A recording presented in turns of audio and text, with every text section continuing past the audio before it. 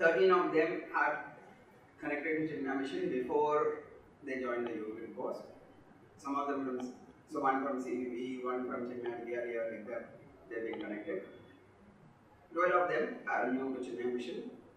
So they came to know about the course through advertisements.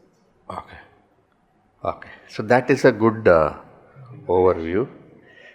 Let me ask something more also. Just a few of you, I can't ask everyone, time will just go away. Can someone tell me why you joined this yoga course? Each one would, I know, will have different reasons. Anyone would like to volunteer?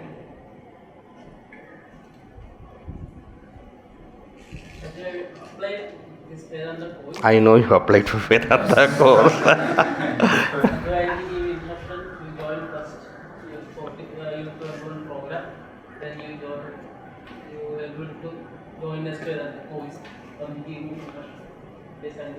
Okay, that's yours, I know about. Then anyone else? Clarity in professional life and as well as how to know what to do at the right time, right space. Okay. Whatever was going on in my life was just, I was not getting what I wanted. So work was there, and just work home, then lifetime. And then when I found out whatever is being taught here, it seemed very interesting. Basically, I wanted to understand what I wanted to do in my life. Okay.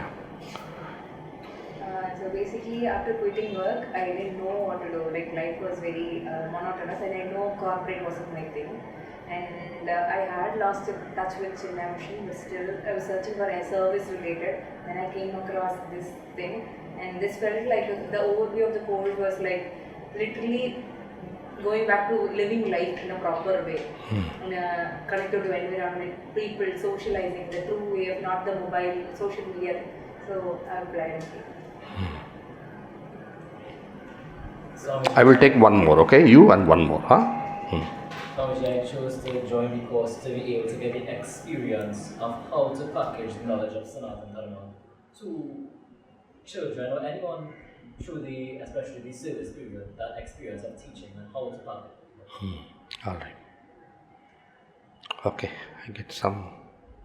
So before joining this course, I was working in Chinmaya mission as a teaching profession. So I want to just explore the thing, what all things along with spiritual. I didn't know. I thought it was only spiritual text and all. I didn't know about what extra personality. Now after joining, I came to know about that personality development and every organizing events. And I want to learn more about that. Okay. That's why I joined. So let me ask you one question to all of you. Let me first have my spectacles.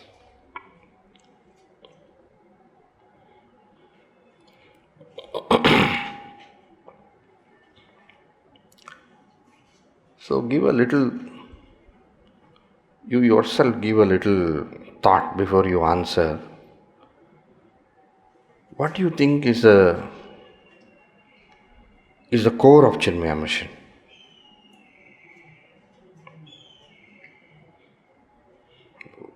Do you get the question? What do you think is the core of Chinmaya mission?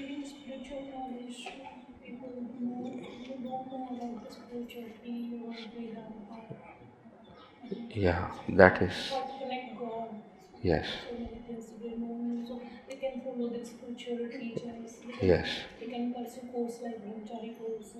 Yes. You all, I'm sure you all know that famous incident of Gurudev sitting on the banks of the Ganges, right?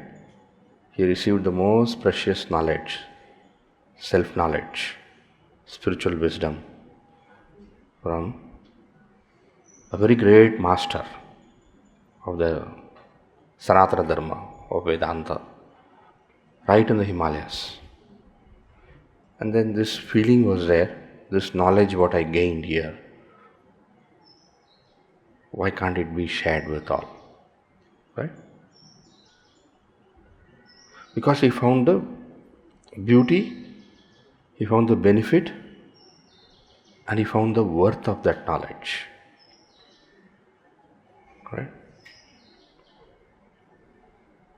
Like how the Ganges starts from the Himalayas and flows, goes to the plains and benefits all.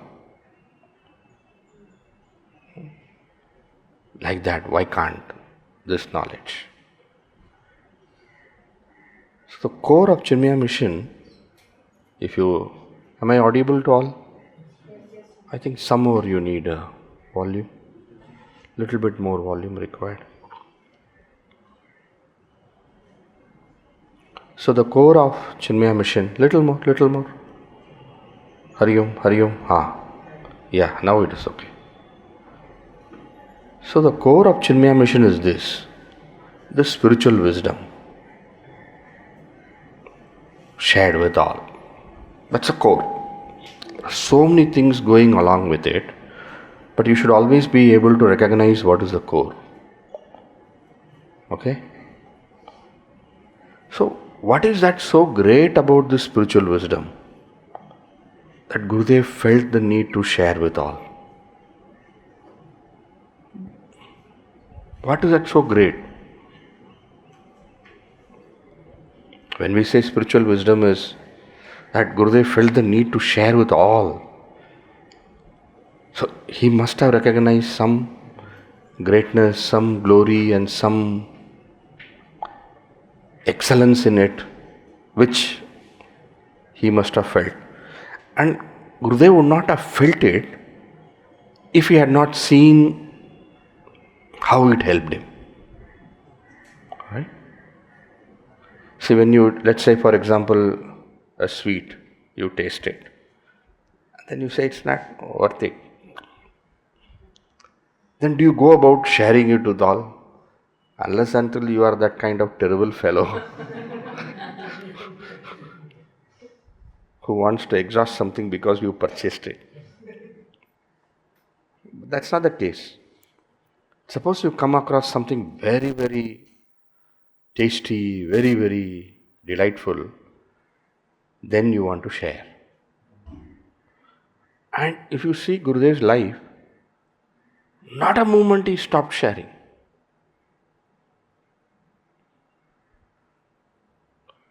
I don't think, of course, in the Guinness Book of World Records it's not there, but if you think of somebody who has non-stop shared knowledge from the individual standpoint, from the standpoint of establishing systems to that knowledge to be shared, I think Gurudev will have some very, very few competitors, if at all there are. That was, so much inspiration Gurudev got to share the knowledge, which means that what that knowledge did for Gurudev was immeasurably valuable. And this knowledge, it's not that Gurudev discovered this knowledge. It's not that this knowledge was created by somebody. This knowledge has come down the tradition. And that's how we term Agama, we say. Agama means what? Are you studying also Sanskrit? Yeah, you must have started. So Agama means Agachati, that which keeps coming. That which has come down the tradition. Not owned by anybody.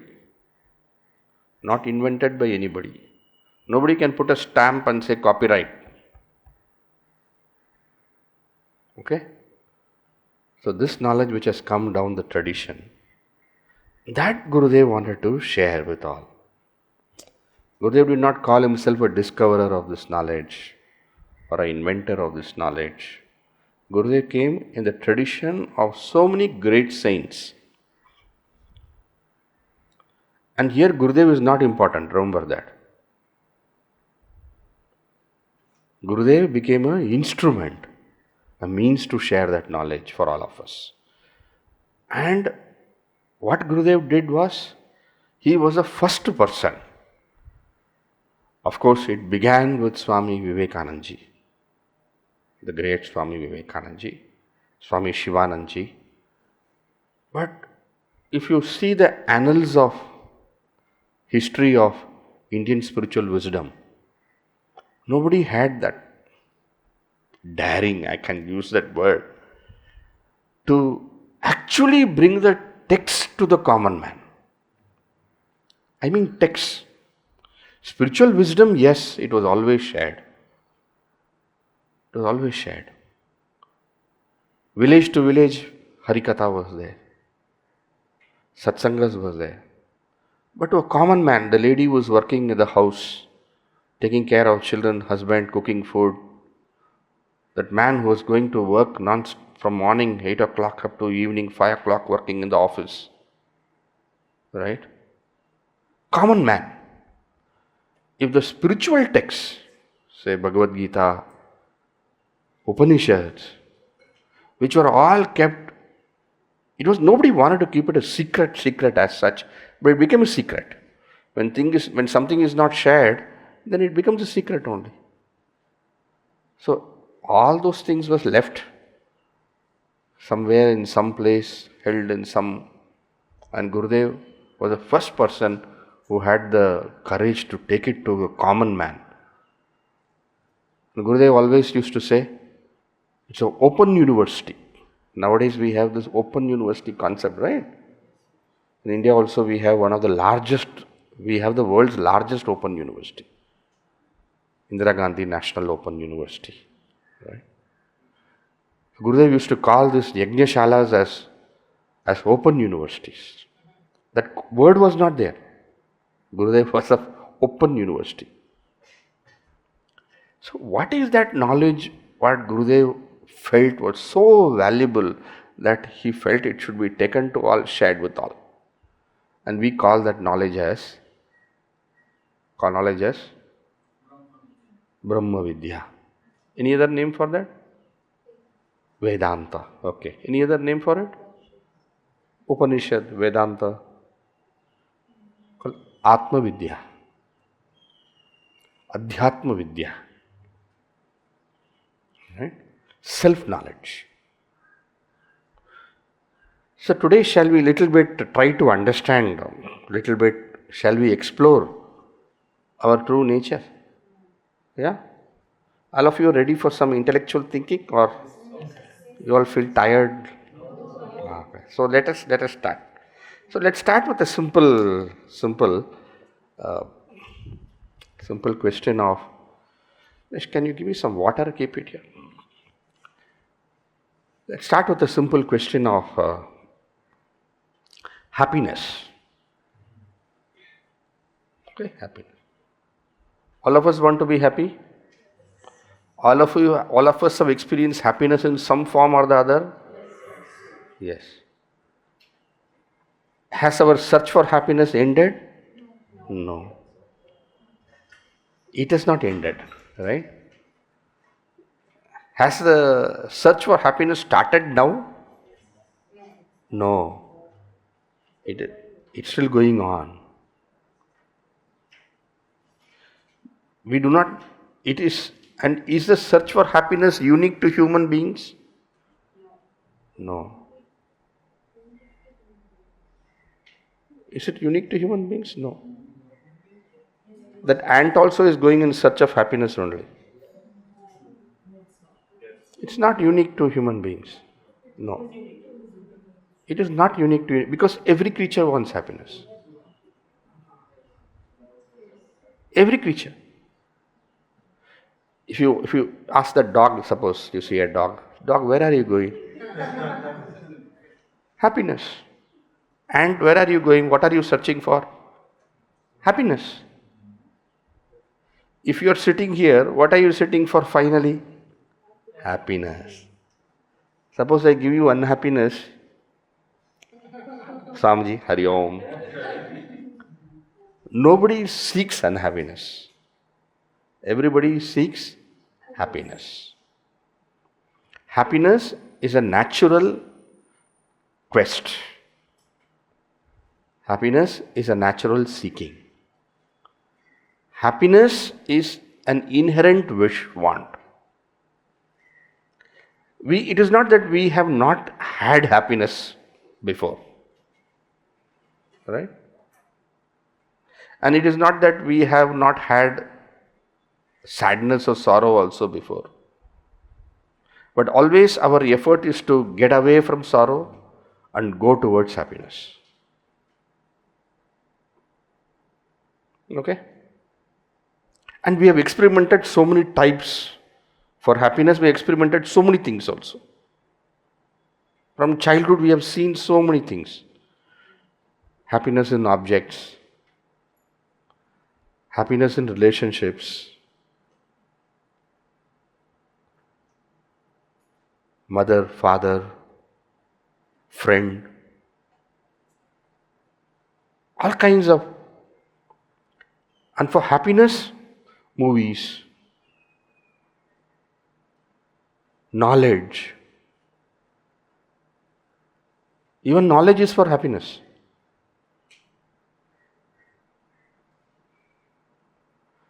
Everything finally for happiness. And this is not a created goal. Anything we want to gain is also for happiness. And it's not that we have not gained happiness, we have experienced happiness. But the only thing is that if you want to analyze what is happiness, where is happiness, we have some difficulties. Experiential, we have some happiness. Right? So let us little bit explore about this happiness. Let us study about the science of happiness. How do we gain happiness? Has this discussion happened? Has this discussion happened? Let me hear. Let me hear. Let me hear. So it was fulfillment of desires that leads you to happiness. Okay, so We all are seeking eternal happiness because it's the true nature of self that is happening. did Swatmananji establish some logical reasoning for it? Can anyone explain that? First, we established if there is something permanent or not. With the logic that if there is something changing, then there should be a changeless space. With that, we established permanence, and then we discussed about happiness, and then connected permanent happiness.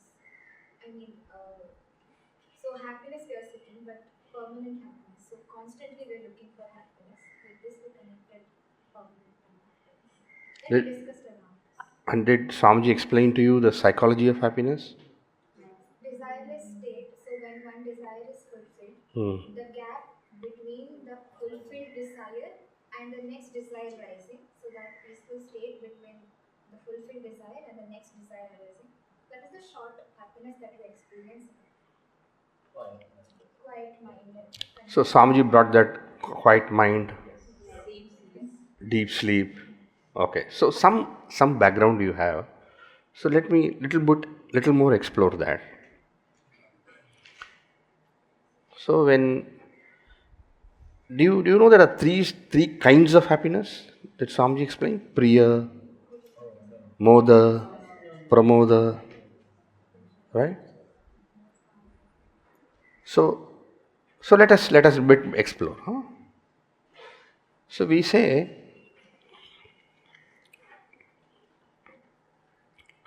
so when we experience an object, see, first of all, happiness is so much dependent upon likes and dislikes, right? So we have a experience of happiness which is conditioned by likes and dislikes. What do you mean experienced conditioned by likes and dislikes?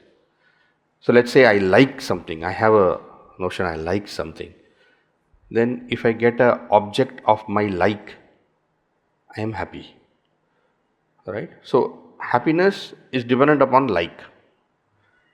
If I dislike something and that object reaches me or that person, then then what happens? Then unhappiness is there. So when you say happiness and unhappiness, this kind of happiness which depends on likes and dislikes is called as conditioned or conditional happiness. Conditioned. And this conditioned happiness is expressed, it's got a threefold, so to say, a threefold gradation. One is called Priya. Another is called Moda. And third one is called Pramoda. Priya, Moda, Pramoda. Have you come across this? Priya, Moda, Pramoda.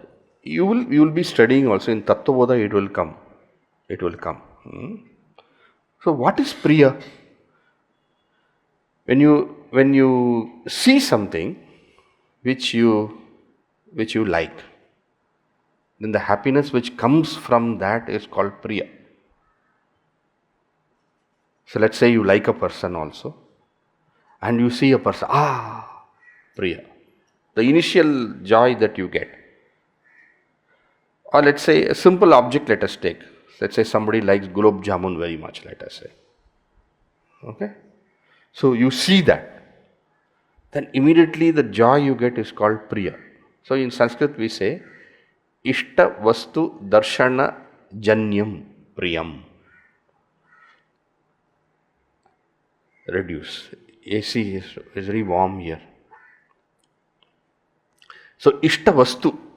Ishta Vastu is object of your like. The darshana you see, experience. And then from that the joy you get is called as Priya. Then let us say that first you see, right? Then you gain that object. Then that happiness increases a little more. That is called as Moda. So we say Ishta Vastu Grahanajam. Okay. So from Darshana now you go to Grahana.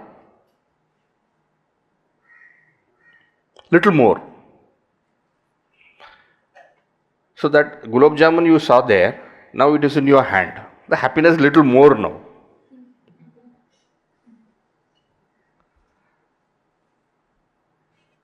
Right? Now, when does that happiness come to the highest? When you put in your mouth. And then you should see the person's face. If the food is very tasty, everyone will be eating quietly. You always watch silently. Nobody is talking because there is an enjoyment. So, Ishta Vastu Anubhavajam. So, first is Darshanajam. Next is Grahana. Grahana is when you gain it. And then Anubhava is the experience. But in all these three, if you see how happiness has come, the happiness has come when the mind has become quiet.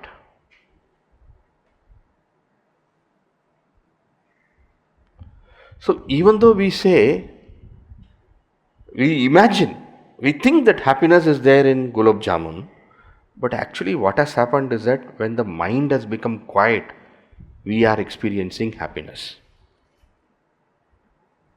So happiness is not a external phenomena. Happiness is a internal phenomena.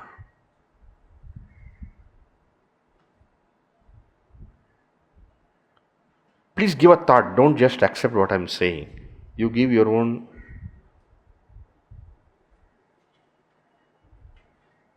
So, happiness is internally created. That's the first important understanding a person should get with respect to happiness. And even when we say it is internally created, here again we have to think deeply. Is it coming from the mind? Is it a mind caused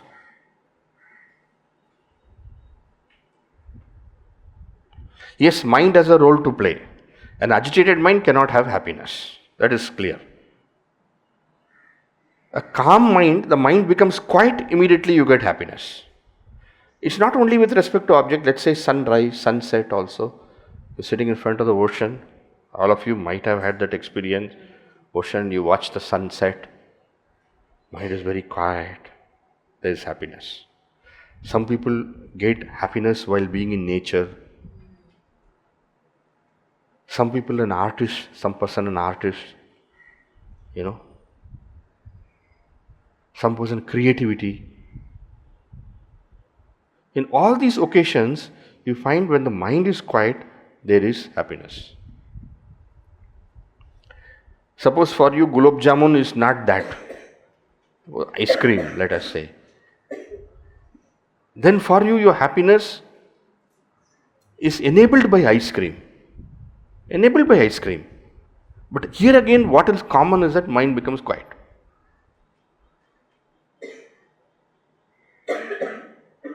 So, what is it that happens when the mind becomes quiet, which enables happiness?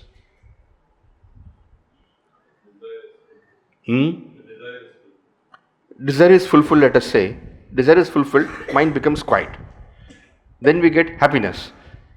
Where from the happiness is coming? Is it mind based?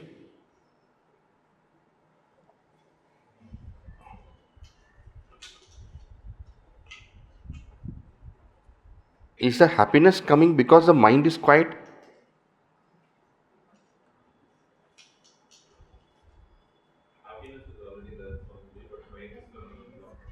Happiness is already there, mind is coming and blocking.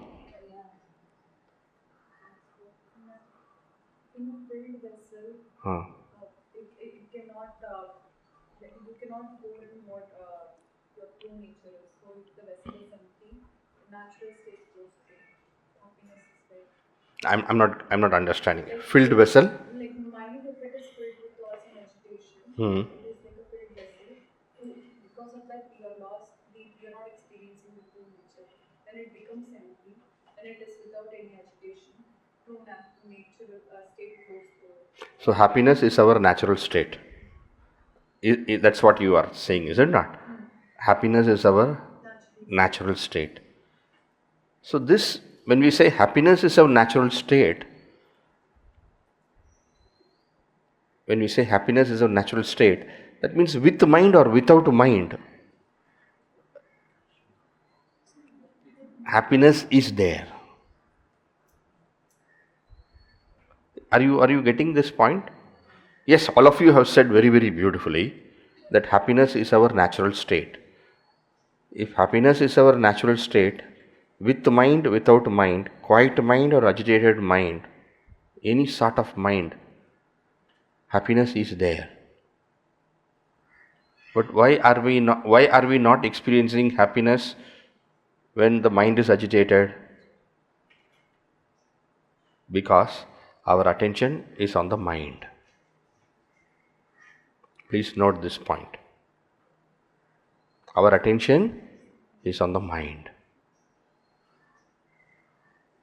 See, if happiness is not because of the mind, and if we all agree that happiness is our essential nature, then with mind, without mind, quiet mind, agitated mind, peaceful mind, restless mind, it should not matter.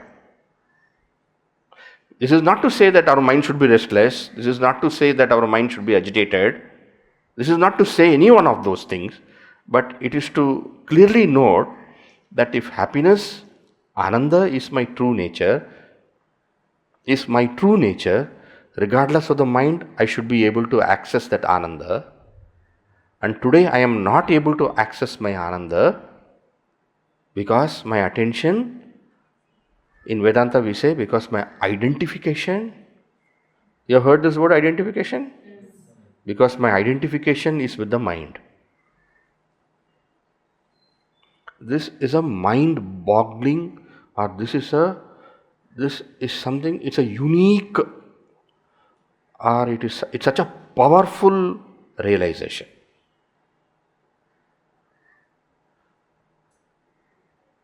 Just keep this. Any state of the body, any state of the mind cannot influence my true nature because I am of the nature of Ananda.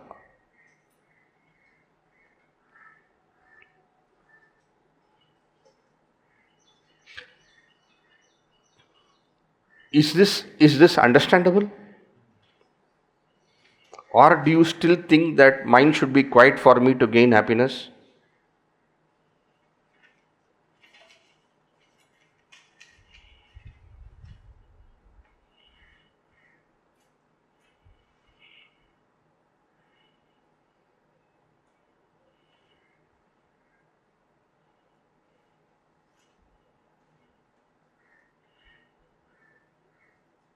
We are experiencing all the while that when the mind becomes quiet, we gain happiness.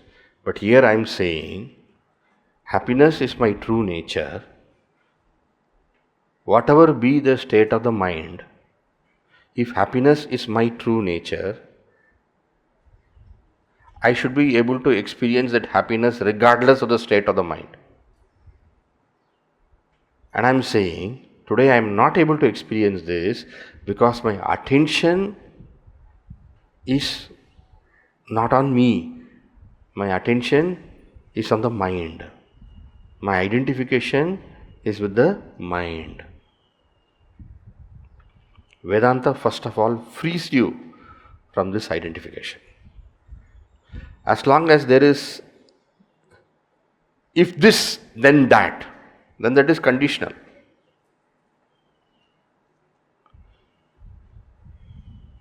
If this happens, then you are happy. That is conditional. Vedanta takes you to a true nature of unconditional happiness. I will take questions later, okay? But please give a thought. Now, Gurudev gained this knowledge. Now, before we go to Gurudev, I want to also share with you a logic which is given in one of the Upanishads. This Upanishad is termed Brihadaranyaka Upanishad. Brihadaranyaka Upanishad, okay? The teacher here is one great Rishi named Yajnavalkya. And the student is his own wife, Maitreyi. Okay? Husband is a teacher, wife is a... You have some other place. For example, in Yoga Vashishta, you have wife is a teacher, husband is a student.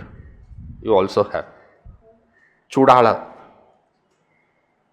And the king, she is a queen, she is the teacher there, and her own husband, king, is a student there. That's not the point here. It's not important to discuss wife is a guru or husband is a guru. That's not the point. But there is a beautiful logic Yajnavalkya Rishi gives his wife. Okay? And that statement is Atmanastu kamaya sarvam priyam bhavati. You can write this down. This is a very, very important statement. And if you understand this, you will be free of the notion that I should gain happiness from here or there, from an object or a relationship or whatever kind of thing. External dependence for happiness will go. At least intellectual clarity will be there. Vedanta is not intellectual clarity. Vedanta is experiential reality. But intellectual clarity is a route to come through experiential reality. Okay? So, at least intellectual clarity will come. Forget about, but this logic you will be able to. Anything you don't understand, you please make a note and then we will discuss, okay? Sometime we will spend for discussion. So, what is the line I said? Atmanastu kamaya sarvam priyam bhavati. Shall we say it together? Atmanastu kamaya sarvam priyam bhavati. One more time. Atmanastu kamaya sarvam priyam bhavati. So huge section goes on there. Okay. Navare patyuh kamaya patih priyo bhavati atmanastu kamaya sarvam priyam atmanastu kamaya patih priyo bhavati. Navare, etc. Huge paragraph which goes there. And finally it ends by this statement, Atmavare drashtavyaha shrotavyo mantavyo nididhyasitavyaha. Okay, what is the logic you see? So let us translate this. Atmanastu kamaya sarvam priyam bhavati. So it goes on like this. Nava are patyuh kamaya patih priyo bhavati. Atmanastu kamaya patih priyo bhavati. So Yajnavalkya is telling his wife, oh dear Maitreyi, the husband is dear to wife, not for the sake of the husband. The husband is dear to wife because the wife loves herself.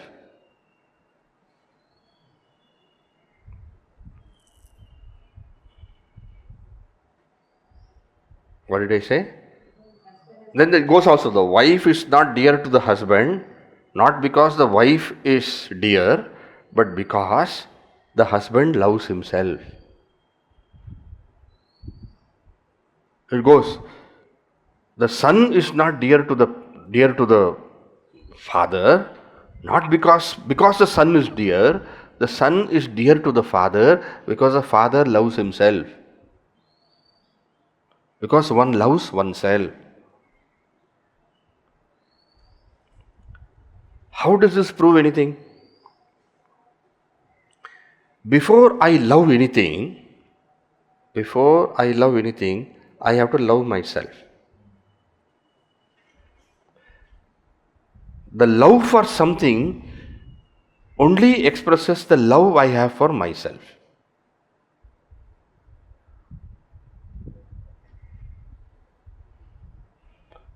This will not become very clear just like that. I'll give an example. Let's go to the same example. Gulab jamun was we said, right? Gulab jamun, rasgulla, what did we say? Ice cream. Gulab jamun. Let's skip gulab jamun. So I love gulab jamun, let us say. Simple statement, I love gulab jamun. Why do I love gulab jamun? Because it gives happiness to me. Please follow the logic. I love gulab jamun. Statement number 1. Why do I love gulab jamun? Because it gives happiness to me. Second statement.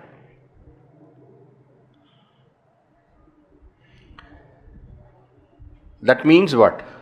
I want to give happiness to me.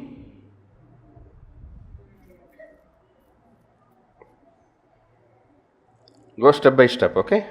What is the first one we say? I love gulab jamun. That shows what? It gives happiness to me. And that shows what? I want to give happiness to myself.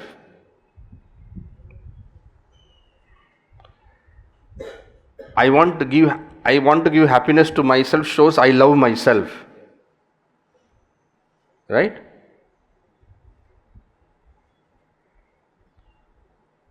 I love gulab jamun. Why? Gives happiness to me. Meaning, I want to give happiness to myself. Okay. That shows what? I love myself. And I cannot love myself until I give happiness to myself.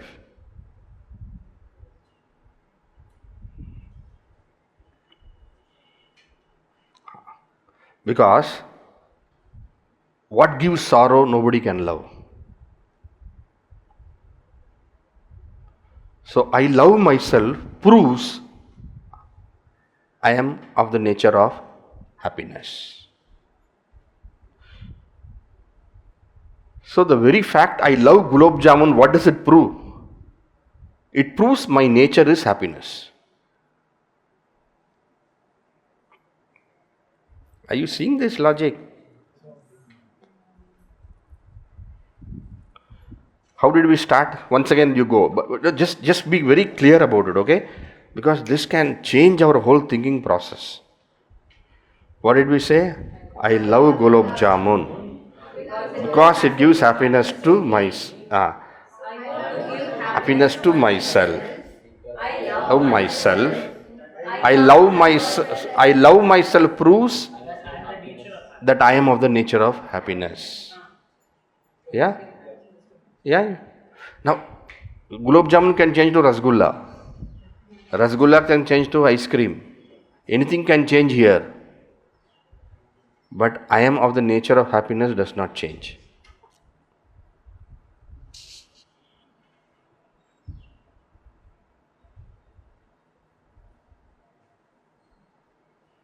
Atmanastu kamaya sarvam priyam bhavati.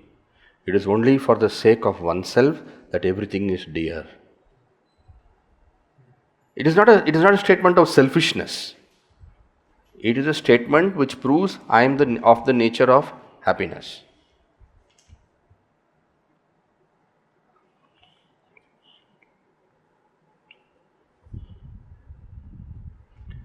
And what did we say before? If I am of the nature of happiness, regardless of the state of the body, regardless of the state of the mind, regardless of the state of the intellect,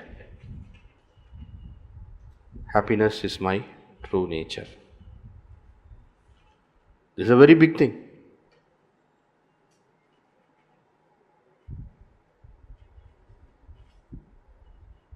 Regardless of the state of the body, I am happiness.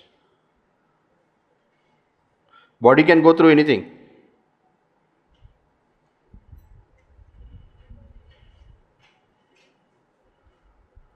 Body can go through anything, ups and downs. Mind also. Regardless of the state of the mind, I am happiness. Mind can also go through ups and downs. Anything which is made up of matter will go through ups and downs. Changes are the very nature of everything that is perishable.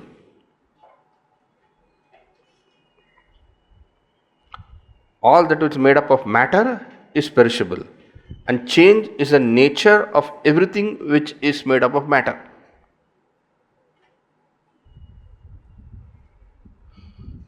So if this logic is understood, at least intellectually, we can be free of dependence of any object for my happiness. Because if at all I like anything, it only proves what? That I am of the nature of happiness. Now, I like something proves I am of the nature of happiness. I dislike something also proves I am of the nature of happiness. Is it not? I dislike something. Why? Because it gives me unhappiness. I don't want to give me unhappiness. Which means what? I love myself. I love myself proves what? I am of the nature of happiness.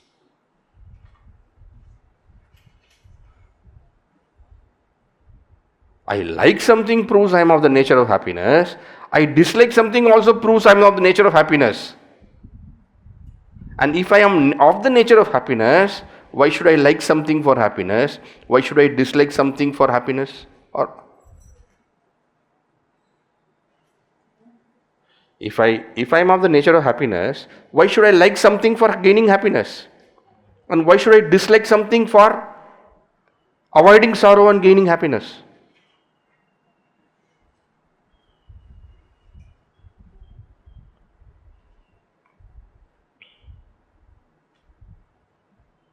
Are you seeing the implication of what it is?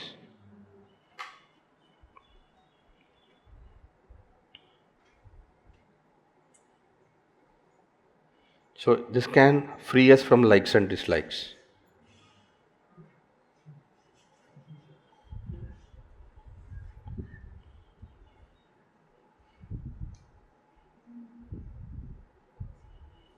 Questions will come later. You please hold your questions. I am not saying that.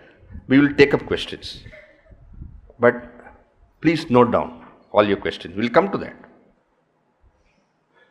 Now this is the self's Ananda Swarupa.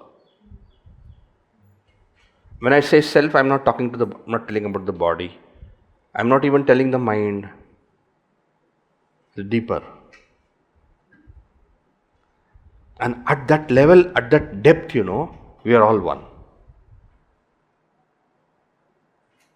Yes, my body is different from your body. My mind is different from your mind. My intellect is different from your intellect. But myself is same as you.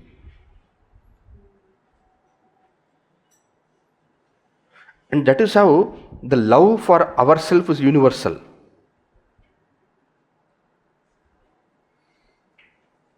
The love for ourselves is universal because self is one. It's not that you hate yourself and I love myself. Have you heard people saying, I hate myself? Yes or no? Yes. That means what do they hate? They hate something about their body. They hate something about their mind. And they hate themselves proves that they love themselves. Because they want to change something of their body or mind. Because only then they feel they can give happiness to themselves. But the very fact that they hate themselves shows they love themselves. Even somebody committing suicide proves that they love themselves. They are only going through a wrong way to love themselves. It's a wrong way, mistaken way. It's a foolish way. It's a escapist way. It is a frustration way. But that also proves that they love themselves. And this love of the self is universal, and this is not selfish love. That's the beauty.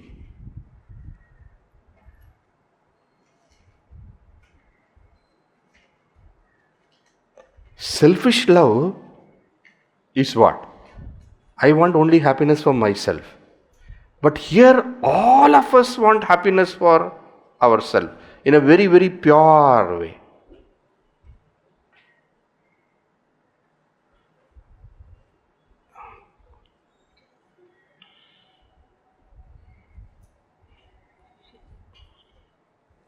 Now this is only Ananda. Have you heard Atma is Satchidananda? You have heard all these things. Now this is only Ananda. Same way we can also analyze that Atman is of the nature of Sat, Chit also, which you will be studying. You will be studying. And you all have taken a decision to do this course to understand all these things clearly. And it is very, very important that we understand things clearly. Why? Why should we understand things clearly?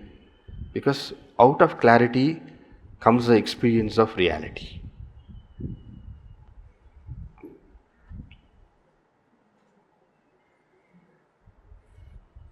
Intellectual clarity is very important. To transcend the intellect, we need to have intellectual clarity. Confusion in the intellect will prevent one from going beyond the intellect. We say, is it not? Shariram adyam khalu dharma sadhanam. Have you heard this? Shariram adyam khalu dharma sadhanam. For all good things, the first thing is the body. Right? A healthy body and a positive mind and a clear intellect. A healthy body, a positive, let's say, or you say a pure mind, and a clear intellect. So purity of mind and clarity of the intellect. These two help one to transcend the body, mind and intellect.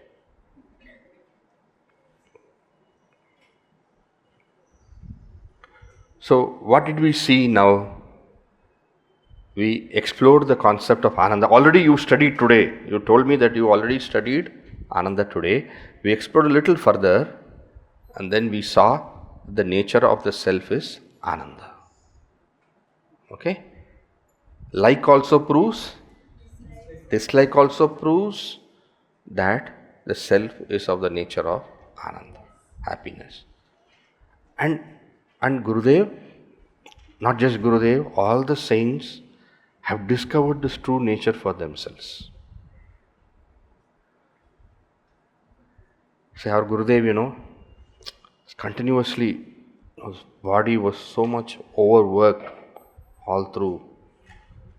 And we have seen Gurudev with mask. After his class, Vikshramani class, Swamiji was referring to. So after the class, we have seen Gurudev. As soon as the class is over, they'll put the oxygen mask for him. But we never saw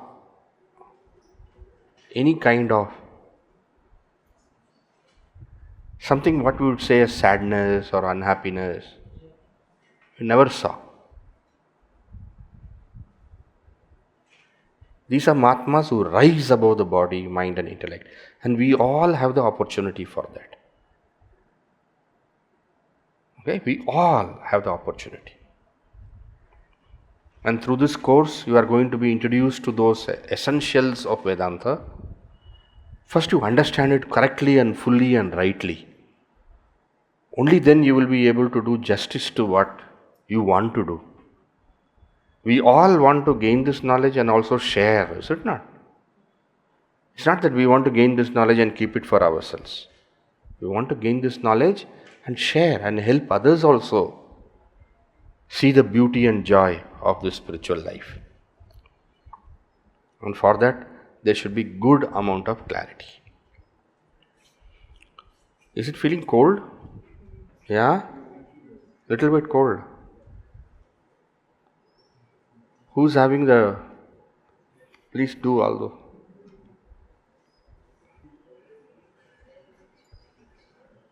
Okay. Now let me open it for questions. Those who wanted some questions. Those who have questions, please raise your hands. Let me... One.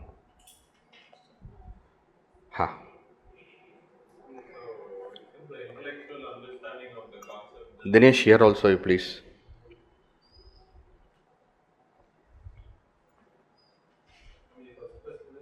I want to give myself happiness.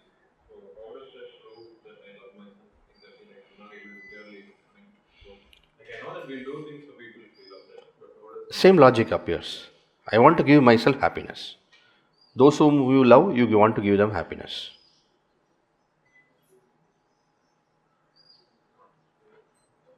I know we do it sometimes, but I'm not clear about how it proves.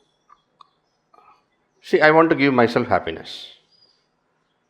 Whomsoever we love, we want to give them happiness. That's a common, simple, experiential fact. Whomsoever we love, we want to give them happiness. By mistake, we may give them unhappiness. That's a different matter. But whomsoever we love, we want to give happiness. Love and wanting to give happiness or giving joy, they go together.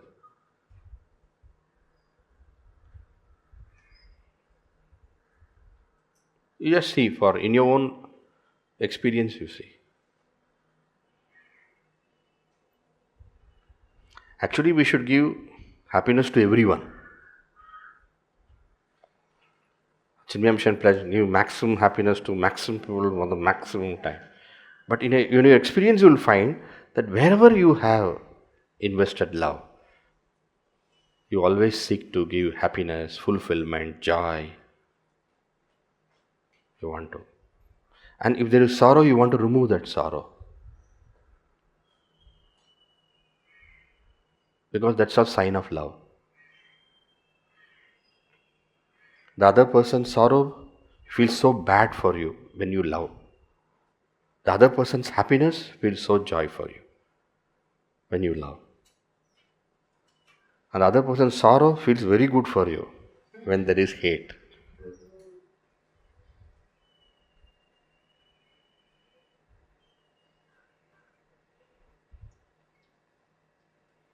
Is it clear? So this intellectual understanding of the sequence, if we have this, then we'll grow beyond likes and dislikes. Yes. But I think all of us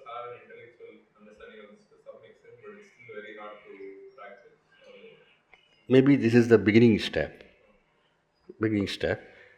Little bit of purity of mind, if it is added, then you will see. But first, understanding helps a lot. It paves the way for it. So anytime you feel that you like something and you really want, then bring to your mind, I am of the nature of happiness. Why am I foolishly going behind that? Bring that. I am of the nature. I like something proves what? I am of the nature of happiness. So why am I rushing behind that? Or I dislike, I hate it. All kinds of words. I hate it. The worst. I hate it. I hate you. Or I hate this. Then that also is what? That also shows that how much we love ourselves. So when you say, I hate it, then you change that into a little bit different thinking. That only shows that I love myself. And I love myself shows that what? I am of the nature of happiness. If I am not of the nature of happiness, why? So you can weaken all your likes and dislikes by bringing to your mind that the self is of the nature of all happiness. And it is the self that in the language of devotion we call God. The same self only. Bhagavan Shri Krishna says, Ishvaraha sarva bhutanam hriddeshe arjuna tishtati. That Lord only is present in all as the very self. Bhagavan Shri Krishna would say, Aham Atma Gudakesha. Hey, Gudakesha is a word for Arjuna. Hey Arjuna, I am yourself. Right?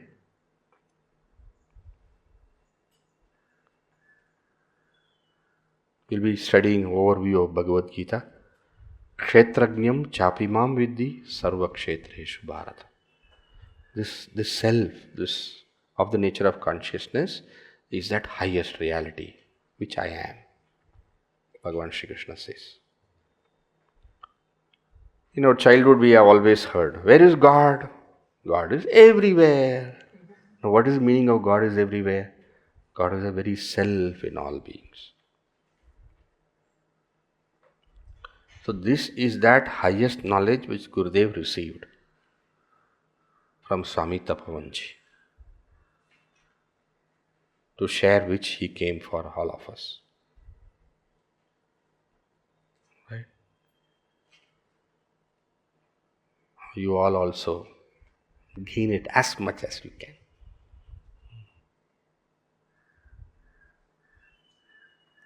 You are also blessed that Swami Anukulananji is such a committed, exemplary teacher you have got.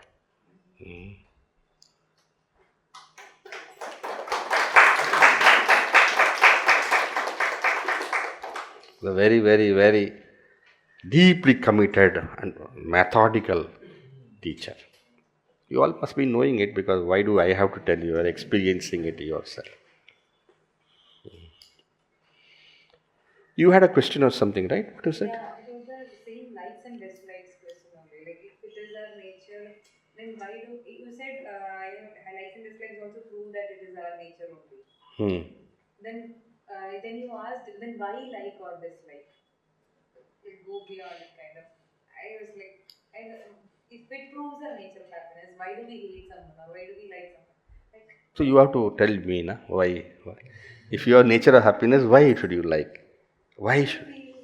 Why you should only tell me. This is called as ignorance.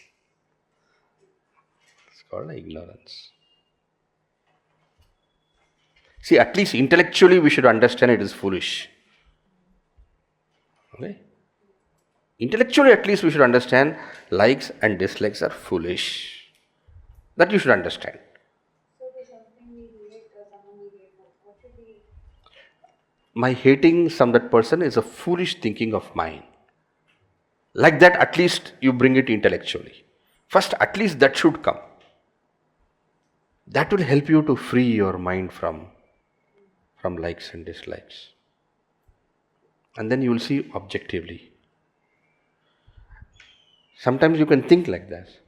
It's not that I hate the person, I hate a certain facet of the. At least that much is better. Even that is, one should go beyond that also. Okay? But at least that much, so you must have heard this famous statement. Hate the sin, hate not the sinner. Have you heard? Have you heard this statement? Hate the sin, hate not the sinner. That's a little better it is. It is in the Bible? I don't think so. Mahatma Gandhi ji. He just introduced the concept of Satyam and Mithya. Okay. So, Atma Satyam Tadam Yat Sarvam Mithya. So, then one of them had the question, why this Mithya? Okay. We may take it for discussion a little later, but we would like to hear. Mithya is a very easy word. What is Mithya? Huh? Mithya is a very simple word. Mithya means what you see, what you experience, but what is not there in the final analysis. That is called Mithya. Dinesh, what do you want? Sit down, no? Coming, going and all. So when you say Mithya, it's not a very complex word. What you experience, but finally it's not there. For example, dream. You experience. So Mithya should have two things. One is pratiti. Pratiti means it should be experienced. What you cannot experience, you cannot call it as Mithya. So pratiti should be there, and then we say badha should be there. Negation. Pratiti and badha. Badha means negation. So what you experience and which on analysis and inquiry you see is not actually there. Badha. Badha.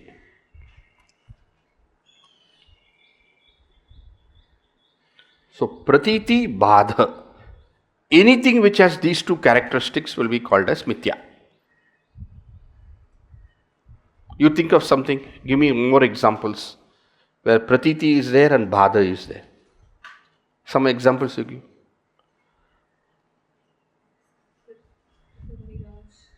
Mirage. Okay, next. Why? You should explain also. Why do you say mirage has got Mithya? Pratiti is that we are experiencing through our eyes that something looks there. And then Bhada is like when we reach it, it's not there at all. We negate that it's not. So badha is always of the nature of physically it not being there? No, logically also. Logically also. Give me an example for some badha where it is only, where experientially you cannot negate it, but by logic you can negate it. Like for instance, the number system. The number system we are experiencing is just one individually. But then logically we can understand that one is a quantifier. In itself, if we keep dividing it into atoms, molecules and everything, it keeps going bigger in number. So that with the logic we are negating that. Some simple example you give. Huh? We think that the happiness lies in gulab jamun. But then we understand. Okay. Okay. Then anything else?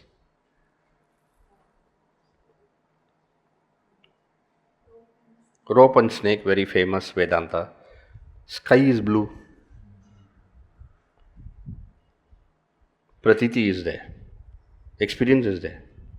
But then you know that the blueness of the sky is only the scattering of the light rays getting scattered. Is it not? The blueness of the ocean.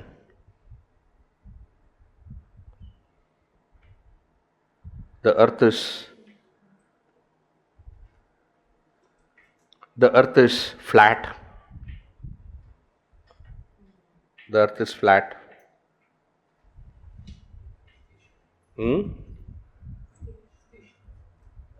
Station?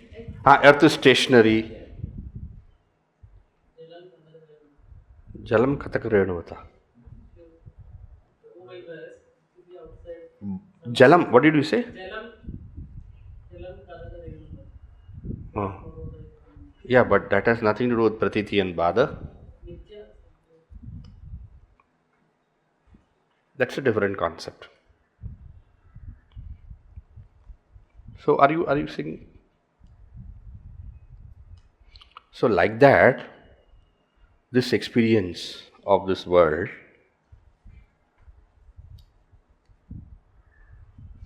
I say, to know something is mithya, you don't have to go to Vedanta also. Suppose I say, this is mostly empty space. This kerchief, anything. This is mostly empty space. Is it okay? No? Array, how can you say? Let's say this is made up of atoms. Atoms made up of electron, proton, neutron. Plenty of space. And actually, if you look at this, the solidness of this is only an appearance.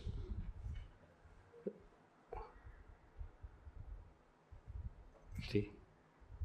So to know mithya, you don't need Vedanta. But to know the substratum, to know that reality, you need Vedanta. To know Brahma Satyam, you need Vedanta. Jagan Mithya, physics, chemistry, botany, zoology, sufficient.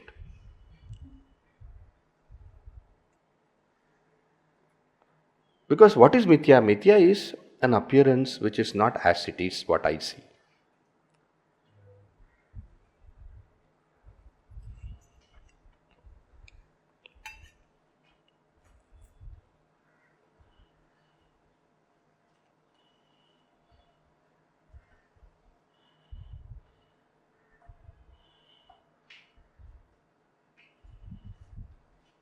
They all have studied quite a bit, Swamiji. When Swamiji explained to me, I thought that you all are just starting, but studied quite a bit. They are following without difficulty.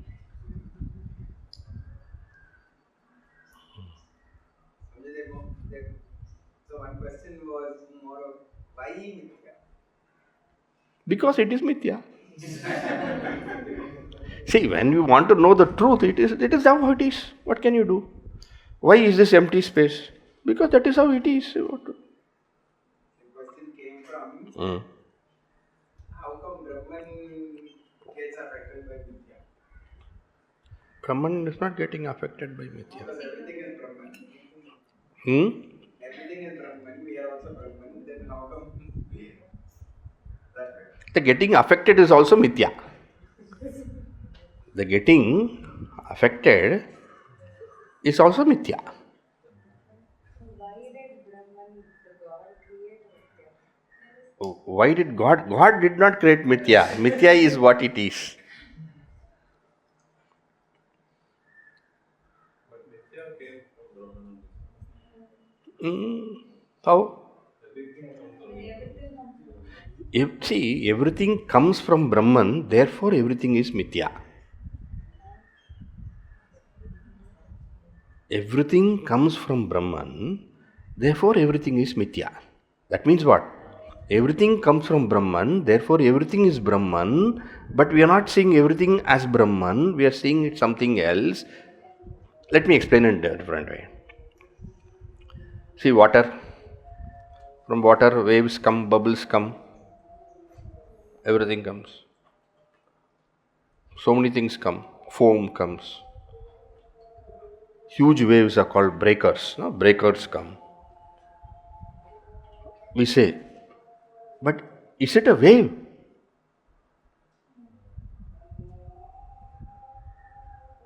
Is it a bubble? Is it not water?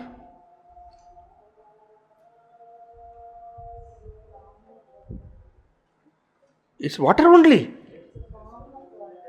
Okay, if you say it's a form of water, I will take the water, you show me the form. If you say there is something called form, I will take the water, you give me the show me the form. No, what is the nature of the Form is just mithya. Use that word. For that only we have this word mithya. It appears, but it is not a fact. Form will appear. Form will appear because we have eyes. Eyes will see form. But the knowledge will tell you there's nothing called form there, it's only water. There are limitations. We have eyes. Suppose instead of eyes I have a microscope, then I will not see wave at all. You see? Therefore, in such context we use the word mithya. Mithya is a word in order to tell what I see is not what it actually is. What I see is not what actually it is. But still I see. The earth is not flat, but I see it flat. The earth is not stationary, but I feel stationary. The sky is not blue, but I see it as blue. This is not solid or liquid or gas, but it is mostly empty space. I see it not with my eyes. I see it with my eyes of knowledge. This is called as jnana chakshu. Here in the case, physics chakshu. Okay? Physics chakshu. So what is mithya? Mithya is that which is experienced. But in truth, it is not what I experience. So mithya is not Vedanta. Mithya is everyday life. Everything is mithya for that matter. For example, this is what? Probably grey. No, that's not grey. You ask a dog, is it grey? Is it white? No. Dog will say no, I don't know. I don't see it as white. And you ask a snake what is his color. You see, it's very different. So I see it in a particular color is my experience because of my conditionings. Right? So that experience is there for mithya, but my knowledge says it is not what I see. Wherever we have this experience, I see it is like this, but by knowledge I know it is not what it is. Then that is called as mithya. The term for that, mithya. Another term for mithya is maya. Maya is another term for that. It's all terms. And each one of them have got their etymological meanings. Maya means yama. Yama. That which is not actually what it is Maya. Mithya, the word mithya means appearance. So like that. All of you followed?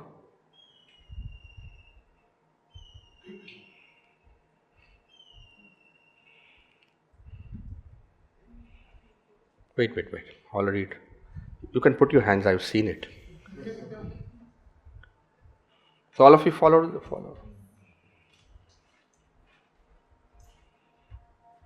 What is your question? Your example of the water is that the water is given as an analogy to Brahman, right? H2O. Yes. So the water becomes a wave because of some energy added to it. Now, in the concept of Brahman, Limitation of example. okay, The limitation of example. but No, the limitation of example. Actually, for Brahman, there is no example. But some example we have to give you to help you understand. Therefore, every example we use will have some limitation. That is why the term for Brahman is Anupama. Anupama means no example is there for that. Upama means example. Anupama means no example. But all these examples we are using why? Because to explain.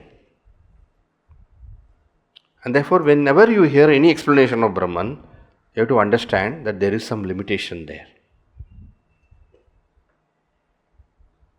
Gurudev asked Tapavanji the same question. Asked Tapavan, same question.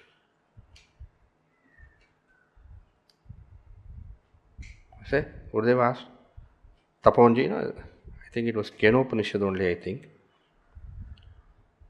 So Gurudev asked this question.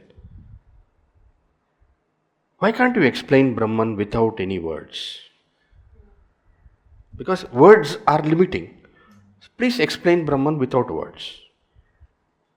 Tapavanji said, okay, we'll see. We'll see the word. And then he went on with the discussion. After some 10 minutes or something like that, Chinmaya, get me water. Chinmaya, get me water. So immediately, because Gurudev, Tapavanji is coughing, get me water. So immediately he went inside and got a glass of water. I said, I want water. I said, this is what? No, this is glass of water. I want water. And Gurudev looked like this, what is this? My Guru has gone crazy or what? How to get water? How to get water? The same way, Chinmaya, are these words of the Shastra. To communicate that, to bring that to you, I need these words. But you are not going to eat up this glass, right? Only going to drink the water in the glass. Similarly, you have to get that teaching what is communicated. You cannot break the example. You cannot say, this is called as eating the glass also. You have to drink the water only, not drink the glass.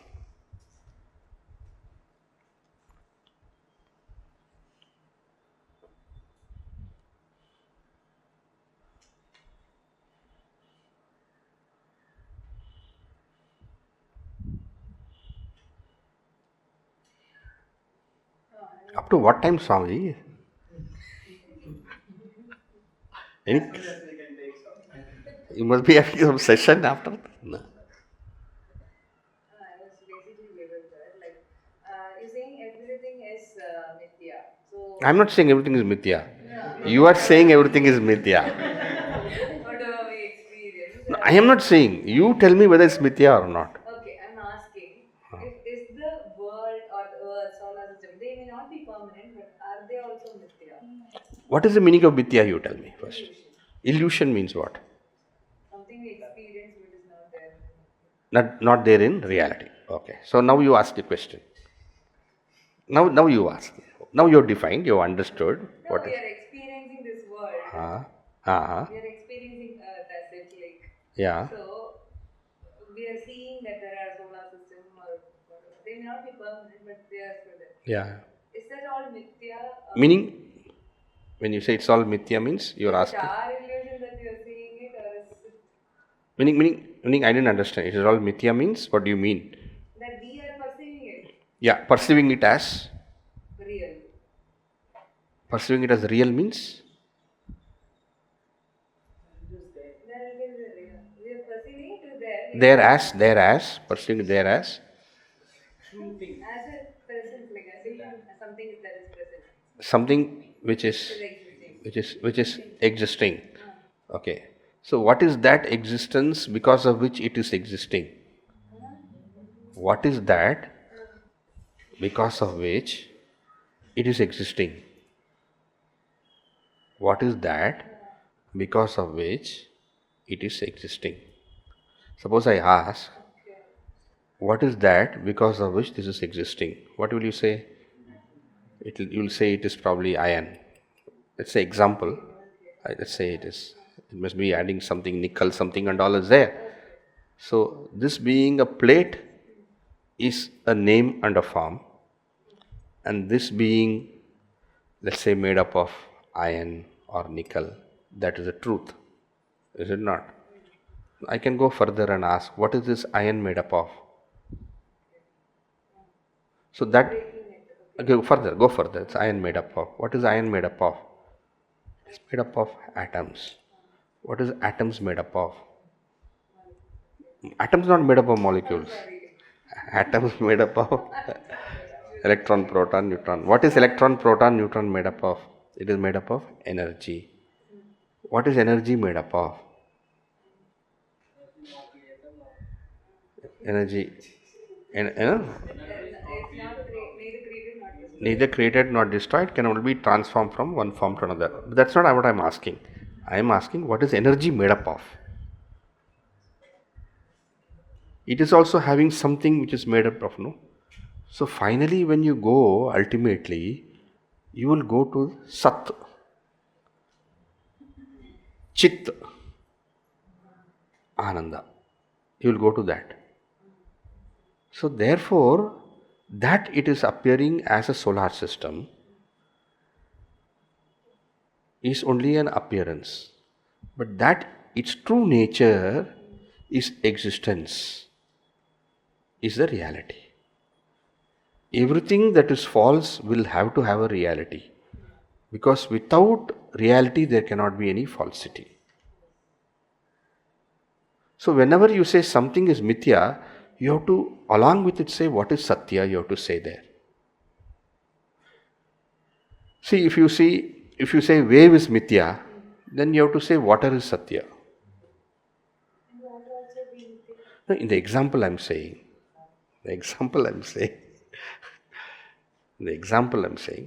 yes, you can say water is also mithya, finally H2O is a satya. But it will go on. But wherever there is this concept of mithya, meaning wherever you say something is an appearance, then you have to say what is the reality.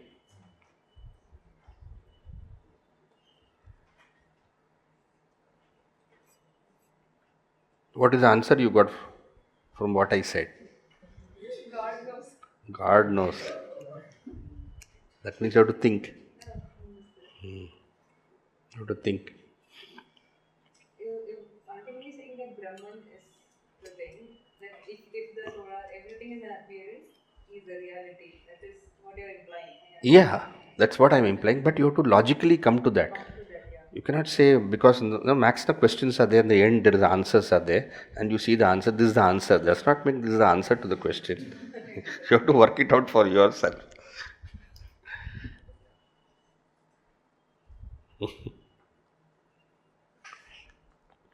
See, you have to logically think. Think for yourself. How do we arrive at what is Satya?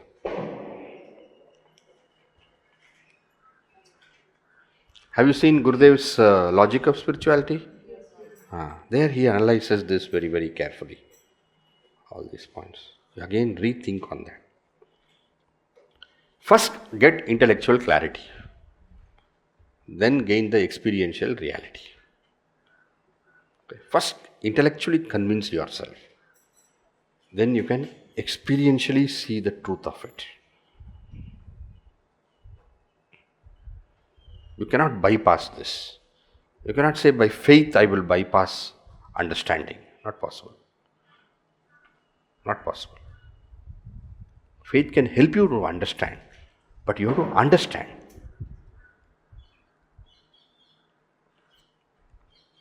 What, Swamiji? Swamiji mentioned intellectual clarity, mental purity, and experiential Reality.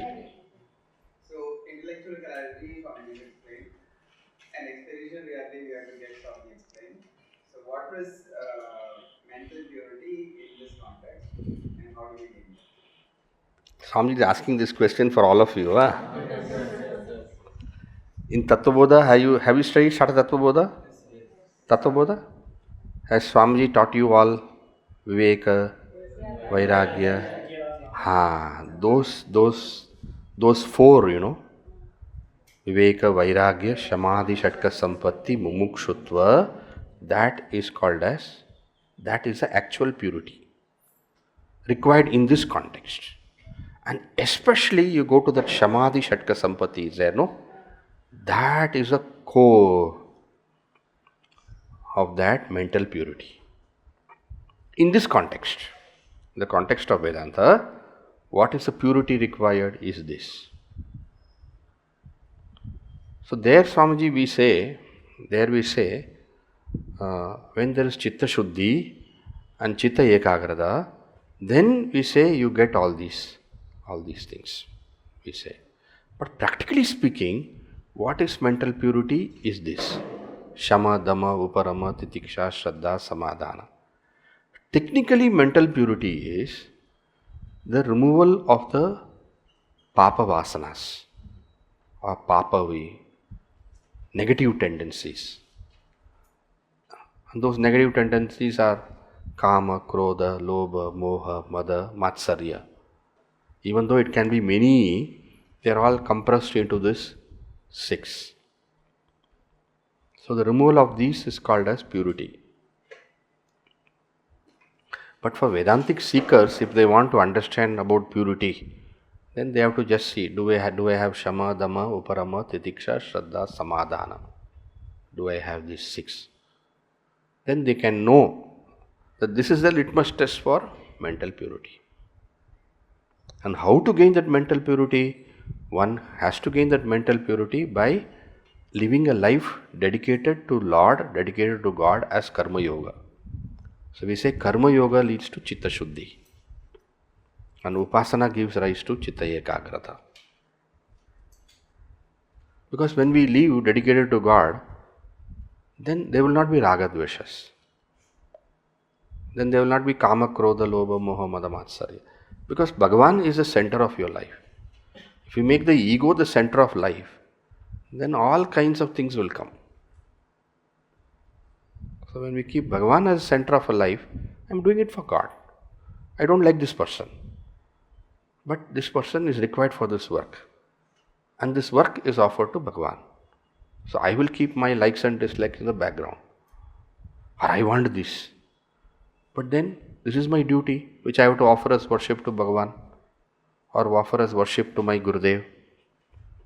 Then one keeps. So Karma Yoga is the greatest purifier. You all will be studying. It will come in Gita. Karma Yoga is the greatest purifier. Ishwararpitam nechaya kritam. Studied. Mukti sadhakam. You have studied Upadesha Sara? But they chanting? He taught today? So you see that line. Ishwararpitam nechaya kritam chitta shodhakam mukti sadhakam. So when you offer your activities as worship to God, Ishwararpitam, nechaya kritam, not for the sake of the ego you are doing, then what happens? Chitta shodhakam, mind becomes pure.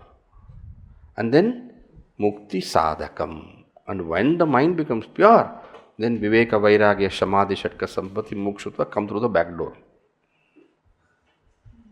Without telling you, they have come. Then that becomes a means for liberation.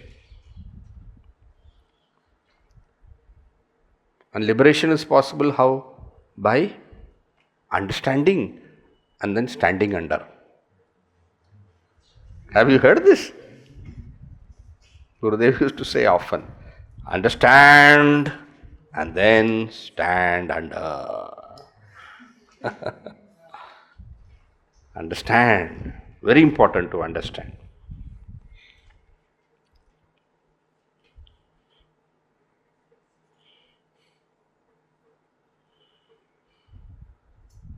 Shall we conclude? No.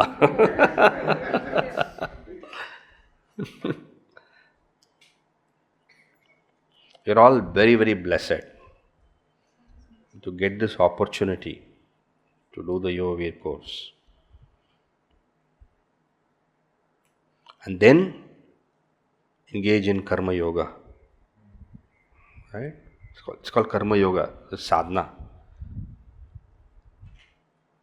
Then, see, Gurudev gave all of us this opportunity. Otherwise, we are all simple, common, nothing special about us. We're just simple beings. But we got this chance. And now, we should not stop with just we got the chance. We should help others also get the chance. That is your job. But first, you have to get this knowledge. Otherwise, what will you do? Not only you will mess up, you will mess up others also. First, we have to get the understanding.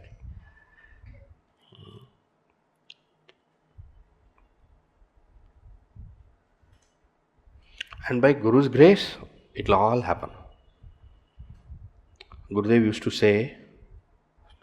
to tell the students of Sandipani, the air that you breathe in Sandipani is Swami Tapavanji's grace.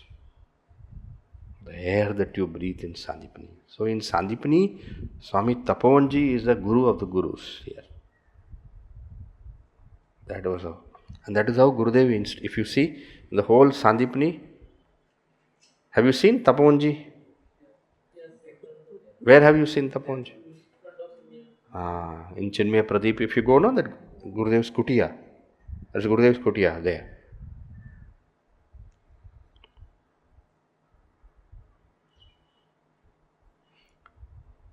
To get a mother, to get a father is normal, natural. To get a Guru is a rare privilege. And we are all blessed because we have got that. So there is some guidance for us. Otherwise, our mind is our boss.